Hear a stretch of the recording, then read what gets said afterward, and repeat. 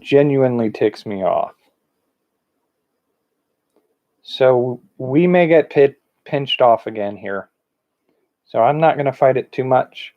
If it drops us again, I'll call it for the night, and then we'll retry tomorrow. I think I've probably been putting the computer under much strain today. Looks like the image is a little hazy too. Can we get a focus? No? Okay, fine. We'll do that too.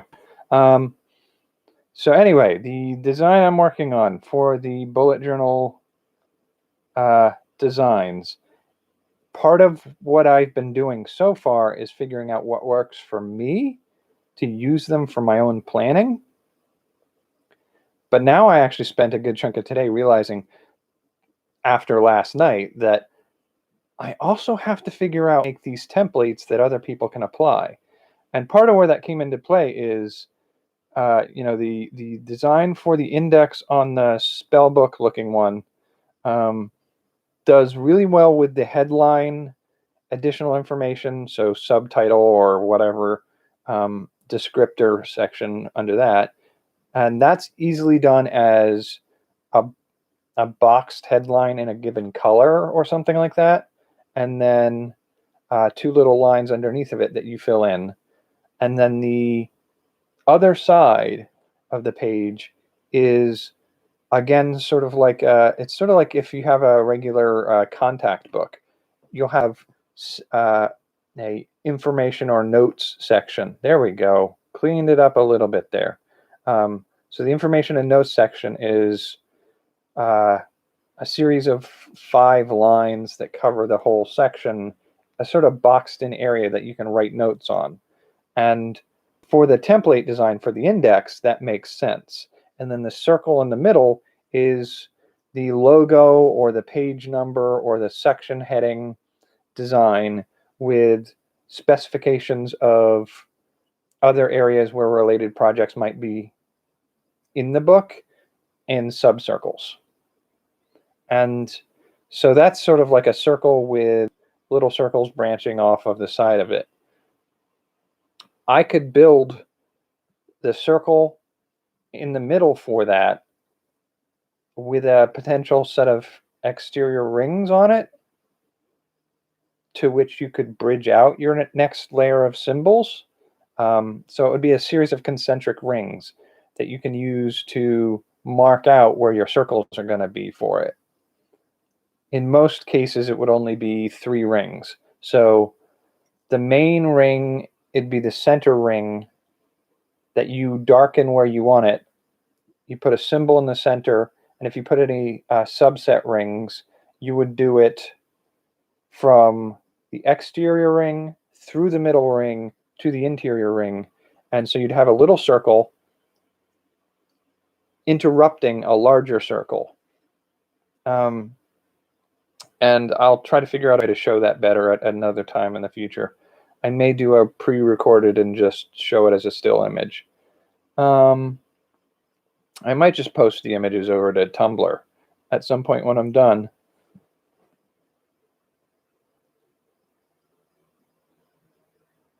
I don't know. It's one of those things. I do think the other book I have that I was showing the other night that I'm going to potentially be using for the spell book, where it has more like a parchment colored paper, it doesn't freak out the white balance on the camera as much. So there's not a lot of color shift or lighting changes, and that doesn't force it to adapt while also streaming. But I think the other thing that's potentially going on here tonight is it's been 93 degrees here today and high humidity, and I've been working on the computer all day. So my computer is really, really hot. And I've been doing enough with it that I've got several things running all at the same time, which I know I shouldn't do. I know it puts additional strain on the computer. And I think between all of those things going on right now and showing a white thing that forces the camera to try to adapt to a new white balance, I think it bothers it. And I think I notice it. Well, I was going to say for the first half of a week is when I notice it most, but we're in the second half of the week at this point. I notice it more often on a Sunday, Monday, and occasionally a Tuesday for trying to live stream to YouTube. So I'm thinking it's heavy traffic days on YouTube, um, and extra strain on my computer, maybe instigating factors. So I'll have to figure some of that out at some point. But so that's the design elements of the index of this one. The yearly breakdown, again, you're going to be having, that one's a little more uniform, because your year, or in the case of what I'm probably going to be doing is a half year, you're going to have 6 months. They're going to be in a standard layout. Your months are going to be, one after the other in a series. Your months are pretty much always going to have the same number of days, not counting February being weird every 4 years. So they're going to have the same number of days every year. They don't always start on the same day, but that's beside the fact. And so laying out the 6-month one, and to a certain degree the monthly one, as long as I do the information trackers in a format that is sort of a uniform design, like it can be adapted for doing loads of laundry or doing how many job applications you filled out in a given period of time. Those types of trackers, they're applicable to just about anything. So you want to make a minimum of 30. Well, you want to use a minimum of about 30 dots or cells to shade, so that somebody keeping track of how many times I did an exercise routine each day of the month. 30 days of exercise, you put your marker in every day and you color in the tracker the whole time period, and there you go. It's possible that you may want to do things for something you might do 2 or 3 times a day, in which case you could shade in sections of it rather than the whole thing. And then if you're doing less, you shade in multiple cells rather than just one at a time. So if you're doing something where you're going to do something 10 times a month, you would do 3 cells instead of 1 cell each time you complete it. So that one's super flexible. It's a half-year event, so you're not even really necessarily marking it with a year. Although in my case, what I'll probably end up doing is, in the center of the design is a section for doing the year, so an image for the year. I'm thinking it would be fun to do it as like a symbol from the Chinese or other zodiac, where each year has a specific ascribed value. So in the Chinese, it's sort of like it's the year of the dog, and they go through different cycles of that. So I believe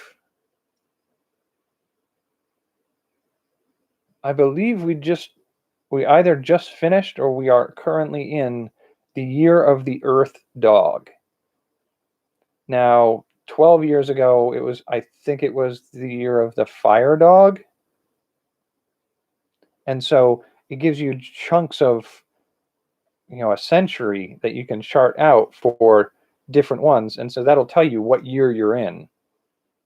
And then for me, doing half-year markers, so 6-month chunks, I feel like chunking it aside as this is the waxing and waning year. So January to June through June is waxing, and then July through December is waning, sort of like the moon. The moon goes from new moon to slight crescent all the way up to full, and that's a waxing moon. And then from full all the way back down to new moon, which is nothing showing is waning. And so to split a year in half, you'd have the waxing year and the waning year, and they're two halves of the year. So that I might do, but it's not a requirement for the templates that I will produce. I will provide sample ideas for people to follow through, but for the most part, I'm going to use the circular layout that I have for my yearly layout, and the markers for trackers, the markers for each month, and the spaces, again, probably using that 3 concentric circles for people to mark however they want to on those points. But overall, I think getting the general templates available for people to fill in their own designs on them based off of the design layout that I'm using, if they want to. This is a more elaborate one than most, so I don't imagine there's going to be a huge number of people who are looking for a very encrypted and unusual schedule planner. I think the monthly one, again, very simple layout. That one I can actually do a more detailed layout on because all the components aren't going to change a whole lot.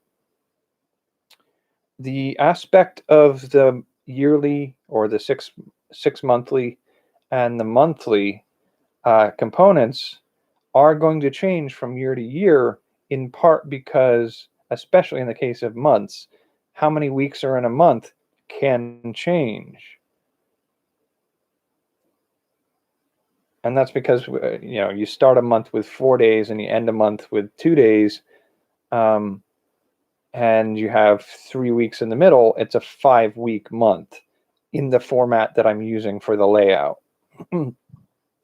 But I mean, every year is going to look slightly different, just like if you look at a standard calendar, a Gregorian calendar that you usually get every year.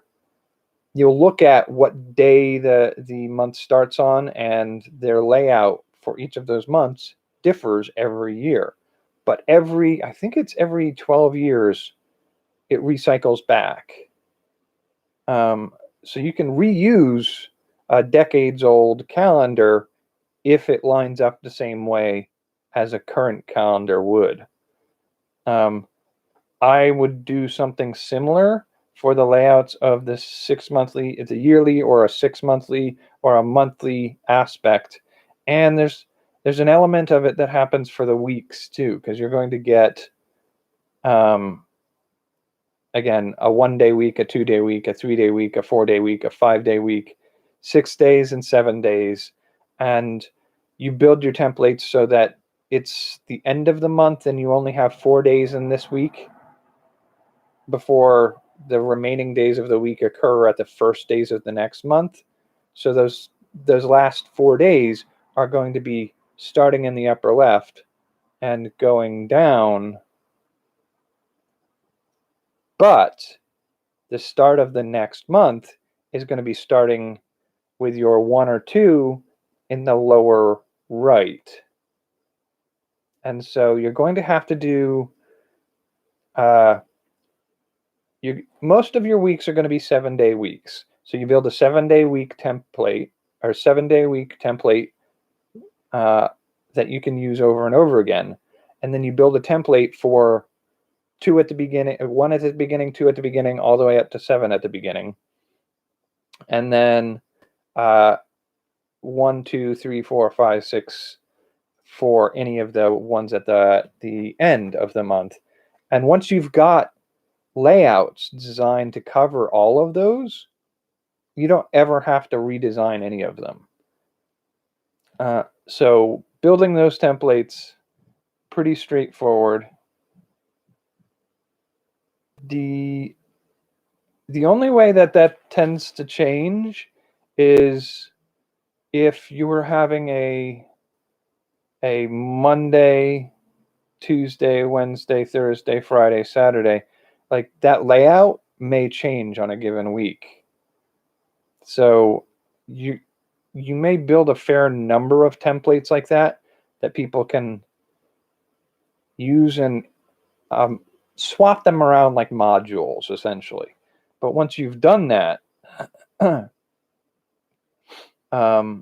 you'll be set for all of those. And again, the design on that is going to be very similar to the design for the index. It's going to be sort of like that headline and the additional information on one side, and then the other side is going to be the area where you can write in information with specific details about projects and things you're working on. And then in the middle is the circle diagram, again, probably a series of concentric rings. The design on that circle is a little more complicated. So what I'm doing for that is, that's to represent either a 12-hour clock. I haven't decided yet whether I'm going to do a 12-hour clock with a top and bottom layer. So central ring of 12 is morning, and outer ring of 12 is evening. I don't think that's the way I want to do it. I think what I want to do is actually make it a 24-hour clock. And then within that clock, you can put circles at different intervals to designate priority or level of difficulty. So you draw a circle. It's tricky. It's that concentric rings, like I talked before, where you do a center ring, a middle ring, and an exterior ring. And if you want to do a ring, that when you finish drawing, you do a ring down the middle ring. But if you want intercepting rings, you would do from the outside ring to the inside ring. If that's the way you're doing that, for this design, it may end up being a series of 7 or 8 concentric rings, so that a project of low difficulty or low priority is marked with a small circle between the most central and the third central. So you do a little circle there, but more higher priority or more difficult projects go higher up in this series of concentric rings, but again, between two sets of rings. And building that framework for the design is one of the harder parts of this design project. But it's not insurmountable. And then that pretty much covers everything in this design. It's not as straightforward and obvious to a new user, but it's converting it over that I'd be using and doing freehand and just making up as I go, and converting it over into a series of templates was the hard part of doing this. So I spent a good chunk of today doing that. And then the Art Deco one, that one is way more straightforward. Because with that one, the index on that is really just, you do a series of those flags all across the top of the page, flags across the bottom of the page, little hexagons between each of the flags, and a line down the center with the number of pages in the book. And then it comes your turn to do something you want to enter into that index. You draw an image or a symbol or a logo, or you take a sticker made from the image on the page that you want to refer to, and you put it in that flag. You draw a line to the page it's on, and you're done. You've achieved index there. So building the blank for that index is really simple. Then going from the index to the yearly page, the yearly page is literally just a section at top for your days of the week in square tiles, and then based off of that, you're going to have columns coming off in essentially 12 rows, 12 columns. They're going to be slightly wider than what you're intending to put through them, because you want to be able to put brackets on either side of a given date. But what you're doing is you're allowing that, the day of the week tiles down the side are going to be enough of them to cover it so that each row can be moved up or down to fit where their first day of the month is, with a little header space to put the month symbol or number or letter. And so that one, again, super simple. You can build one template and you can use it every year. It's not like not like the spellbook one where you have to build a separate template actually the yearly one's pretty straightforward for the spellbook ones too. The monthly ones are a little more tricky, but you do it once, and every year after you can put your own months in to the template. So that's a one and done kind of thing. The monthly design, the monthly layout for the Art Deco one, see if I can pull it up here. I'm not going to put it on the screen because it's going to freak out again. The monthly ones, it's really just like the chevrons that lead into the page, out of which come the circular pattern for the month with each of the date, and along the sides of the page and the bottom of the page, you're going to have lines that you can write important events on, and then you connect those lines to a given day on the ring calendar. That ring calendar is going to be the same number of days every month, except for in leap year Februaries. So really, you only need 13 of them. So one for a leap year February, and then 12 for the standard monthly layouts. As long as you, like, the ring for the dates on those is 1 through 30 for June or whatever, and then the next row out is the day of the week those are. And then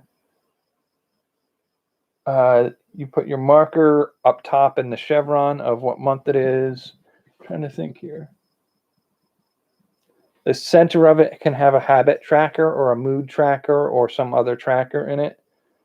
And you could do a page number at the bottom with trackers off either side. So it's really, really straightforward design element for the months. And you do 13 of them and you're good. You're all set. And then the weekly has some of the similar issues of the spellbook one, in which your weekly layouts are going to change. So you're going to want start of the month, end of the month, 1 through 6, and then 7-day week is going to be your standard. So once you've built those templates, though, this design is infinitely reusable. So for the Deco one, the style and artwork on that one is something that once you have it, if you like that design, you can just reprint out the same templates every year. It's like a one purchase and you're good for the system forever. The spellbook one is more, you have to redesign it every year, kind of some elements of it redesigned every year. I think there's some ways where I can, minimize some of that aspect, but I think I've worked out for the most part how to turn these into templates, and I think I'm going to try to see if I can get them translated. I'm going to see if I can make mine first by the end of the week, and then based off of those, I will see if I can make digital versions that I can upload and people can download and print them out themselves to use. It's a little bit tricky in the sense that if you're printing them out, how are you binding them together into a journal? But that's not my problem. That's for somebody else to figure out. At a certain point, I may take those templates and have them printed into a bound journal that you could buy online and fill it out every year or whatever. That, I think, is a little ways down, but it shouldn't be super hard. Once I've done the design elements and made my own and translated them over into digital files, it should be a simple matter of making a PDF file that people could download. And from the PDF file, once you've got that worked out, you can get them printed out as purchasable books. Now, I am kind of curious to see if I can use a still image like that in a computer app or a phone app that people could then use these designs as a interactive digital scheduler. And I think it's entirely possible. It might take a little more tweaking on that course. It's almost like making an art program where you have like labels that you can label for sections of the image. You have to be able to draw the line from point A to point B on the calendar. You have to have like a markers for trackers that you can click and highlight. And you have to be able to fill in or mark things completed at a certain point. But it's not entirely impossible. I'm not sure what level of workload that is, because I've never built a non-gaming app like that. I don't think I've ever seen a simple program for doing that kind of thing. So it's like I'll have to build it completely from scratch. Although I do find myself wondering if there's a way to trick some of those game building apps into making an interactive planner like that. I'll have to think about it. I'll see what my options are at that point. So I'm working on making my versions of these first, and then using them as the basis for templates that I will produce, not this week probably. I won't get there that fast, but eventually. Oh man, it is humid and gross here. Okay, so we got about a half an hour on that. That wasn't bad. And theoretically 7 minutes on the other video, whether or not it counted it or not. So we're coming close to 40 minutes. I think I'm going to give it a call here tonight. I will do my best to eliminate any of my hot computer and too many things running, so it won't do this tomorrow. And if it still does it tomorrow, then I know it's possibly the internet connection. And yeah, the trick is the place where I'm staying right now, it's literally right on a swamp. So it's always swampy here. And the building itself is poorly insulated with large windows on the north and south side. And no shade, with a metal roof. And so the metal roof heats up and heats the whole building. The windows let all the light in, heats the whole building. And like the exterior of the yard, I think it was like 93 to 97 today,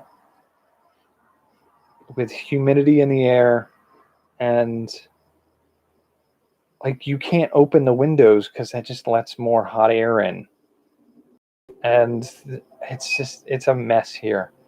It's just like, it's still June though, right? We're not in the dog days of summer yet.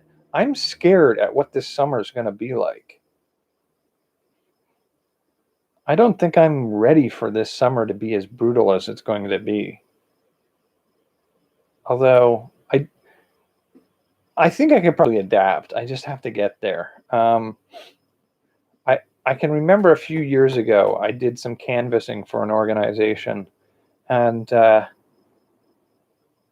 would drive my black car with black leather interior and non-functional air conditioner on an August day where it was 95 degrees, park it, and you had to park it on the street so it wasn't parked in shade.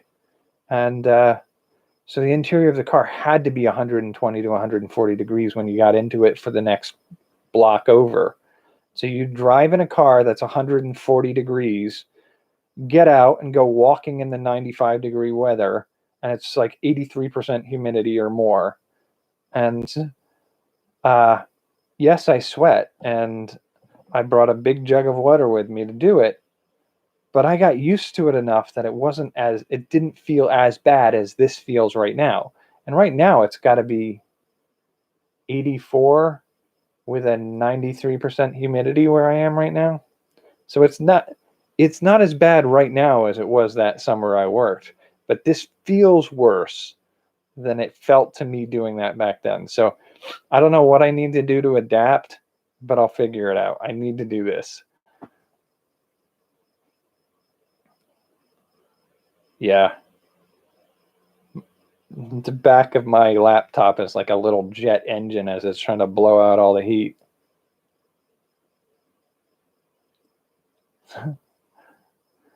There is some aspects of winter that I enjoy better. I actually like fall. That's my season of choice. Not only because we have Halloween and Thanksgiving, but there aren't 3 feet of snow to shovel, and there aren't nights where it's 20 below zero and you can risk frostbite if you step out for too long. So I kind of like fall. I like a good fall day, some foliage coloring, and those days where you step out and there's warm sunlight, and it's roughly warm. It's probably about 48 to 60 degrees out, and so you're getting warm light hitting you. It's warm enough outside for a light jacket, but the ground is still cold from the night, and you get that cold ground feel on a warm sunny day. And it's like, I love it. I love that.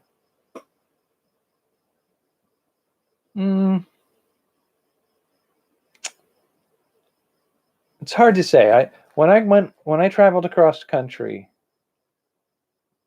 I think it makes a difference where you're talking about experiencing it.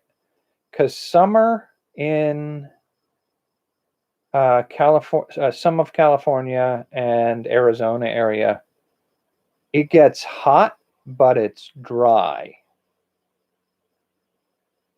If you were to summer in Florida, hell no. Hell no. Summer in Arizona, I could go, yeah. Or New Mexico, I could do that. It's a little tricky, like if you have to park outside, the interior of your car becomes a nightmare of an oven. But you just crack the windows and let the air circulate through before you get into it, and you're good to go. I did some winter travel, and I'd say winter in like I want to say Oklahoma was a little bit like a spring or a fall day here in New England. So that's a winter in Oklahoma was decent. A winter in Utah and New Mexico was actually really decent too. Winter in California was pretty good. So winter all around usually is pretty good, except for across the northern side of the country. Although I didn't spend winter in the Pacific Northwest, and I'd be curious to see what winters are like there. I hear they're slightly warmer and more temperate than New England can get because we're on the East Coast here. The Northeast of the United States in winter, like we get people coming down from Canada north of us who say like, "Oh, East Coast United States is horrible in winter. You get heavy snow and bitter, bitter cold." Whereas in chunks of Canada, it's like you get a little bit of cold and you get some cold nights, but it's not as savage as it can be for us sometimes in New England. We had a couple of people come down from Canada and say like, "Yeah, I was surprised to find out that New England was colder and harsher in winter than uh, some of the Canadian provinces are." I was like, "Oh, I hadn't thought about it." I guess it really depends on the air currents and how close you are to the water and where those temperatures come out of stuff. Yeah, the airflow I think is a big factor for a lot of that. Although you're in Illinois, right? So, uh, or Indiana, I think it's Illinois. Um, I know somebody who grew up in Minnesota, and they're right in the middle of a chunk of territory where winters there are savage.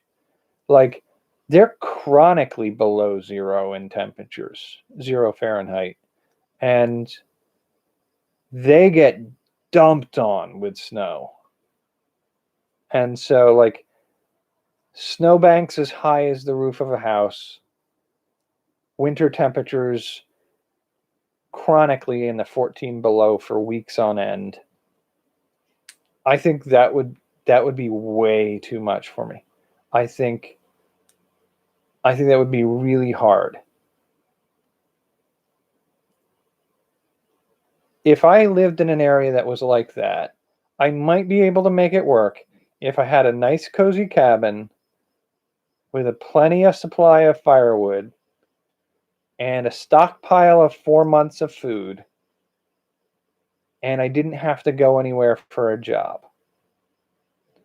If it literally came to the point where it's like it's cold as Hades, there's so much snow you can't get anywhere.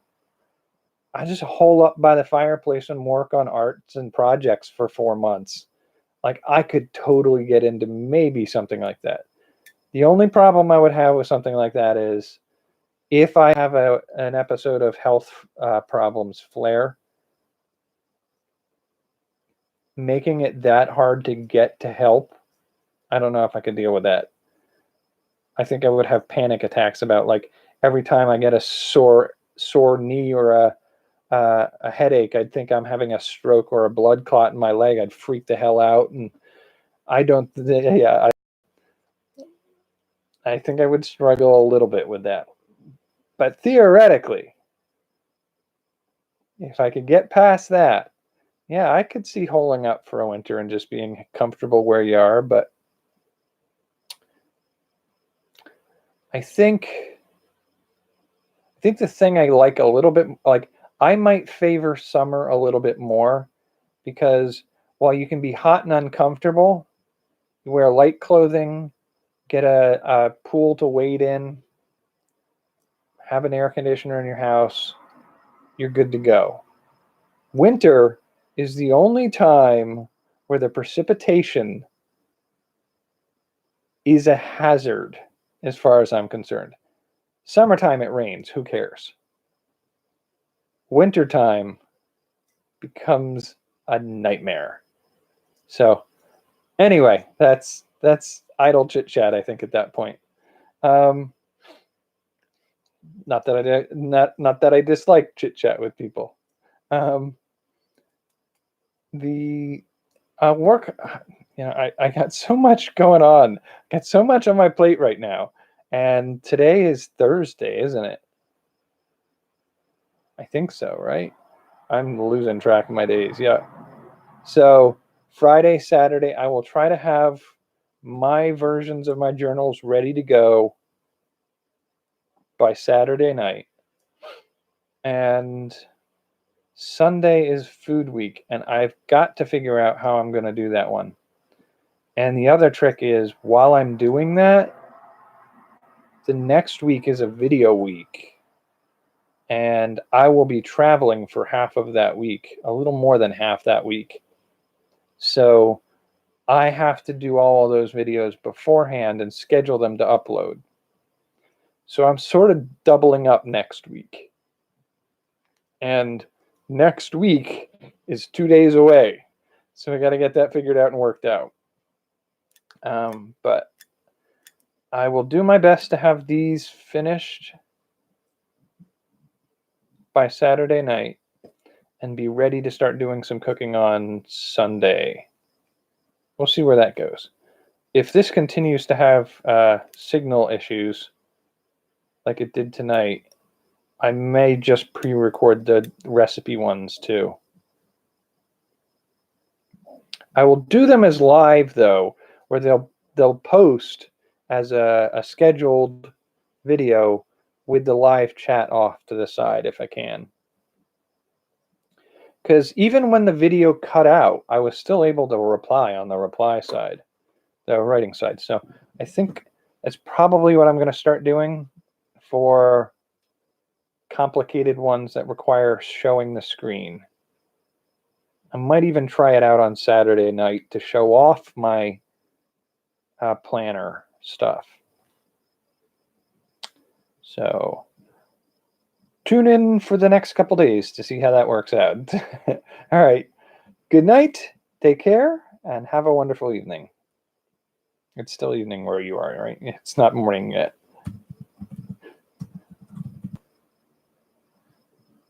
Yeah, you're just arguing with me at that point, aren't you, you silly computer?